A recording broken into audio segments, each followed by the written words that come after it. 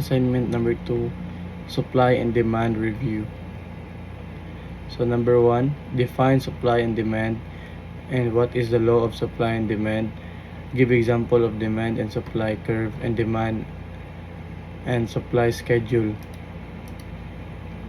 So supply is the amount of a specific good or services that available in the market, and demand is the amount of good or service that customers want to buy. The law of supply and demand is the theory that prices are determined by the relationship between supply and demand.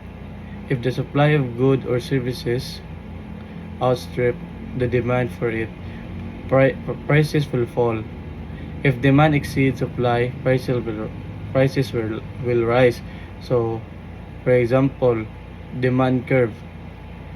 As the price of the orange decrease, the quantity demanded increase. So, for example,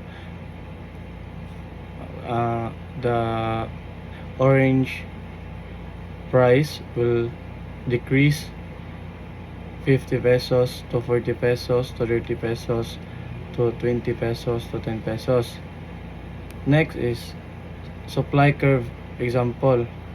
As the price of orange increase, the quantity supplied increase. So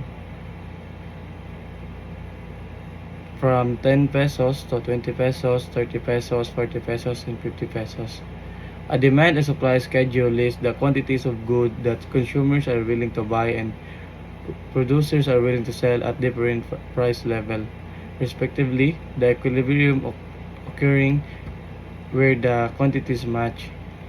Number 2, enumerate and explain in your own words the factor that affect supply and demand. So, factors such as taxes and government regulation, the market power of suppliers, the availability of substitute goods, and economic cycle can all shift the supply or demand curve or alter their shapes.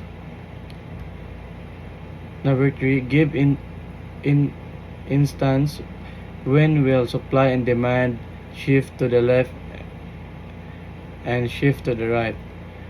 An increase in factor prices should decrease the quantity suppliers will offer at any price, shifting the supply curve to the left. A reduction in the factor prices increase the quantity supplier will offer at any price, shifting the supply curve to the right.